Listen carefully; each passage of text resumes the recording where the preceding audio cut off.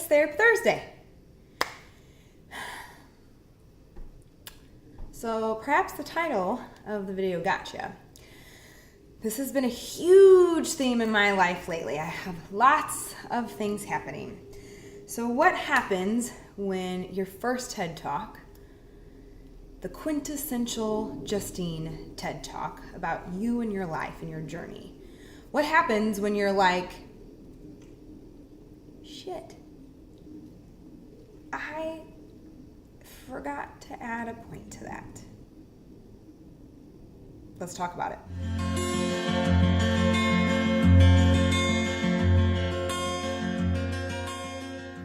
Okay, so for those of you who have not watched my TED Talk, why not? I mean, it's a great TED Talk. Plus, you get to learn about butterflies and the Permission of the And TED Talk. Or my other TED Talk, you get to laugh at me because I choked on a vegan donut, but whatever. So if you've been following my work at this point, you know about the Permission of the And. The Complicated Gray, it's the title of my next book. I'm super excited about it, but the Permission of the And, by definition, is when we give ourselves permission to walk into the muck and the mess of the dark and the light, the anger and the acceptance, the joy and the longing. When we walk into that muck, gray area of giving ourselves permission to feel more than one emotion at the same time, it is there that our clarity and our healing lie. Well, fast forward a few months since my first TED Talk, and lots of come to Jesus moments, which usually for me means being in a fetal position, crying, saying, no, I don't want to do that. It's besides the point. We'll save that for Faith Russell Friday. What I am learning, which I've mentioned it a little bit before in one of my videos, but it's just become so apparent lately as I am surrounded by people in my life, it seems, who are struggling.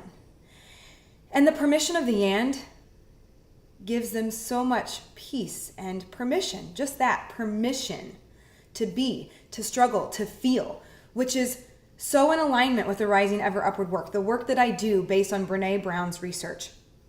Give yourself permission to feel. Give yourself permission to struggle. And then that is where it stops. And it's quick.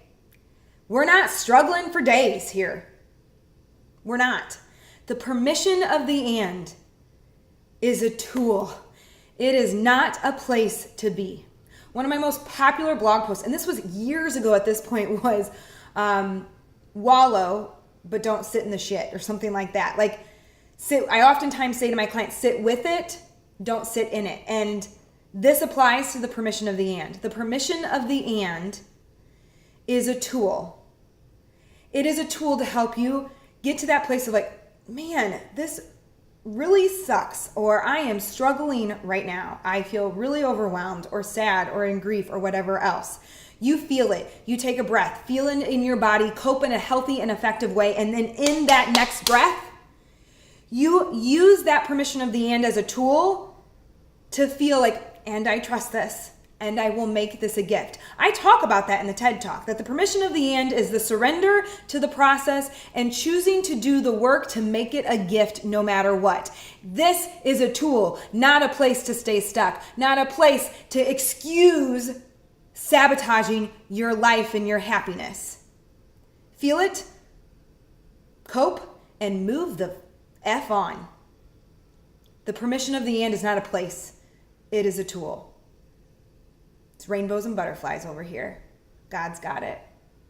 I don't love the desert I am in right now, and I sure do wish he would be a bit more clear about what the hell he wants me doing.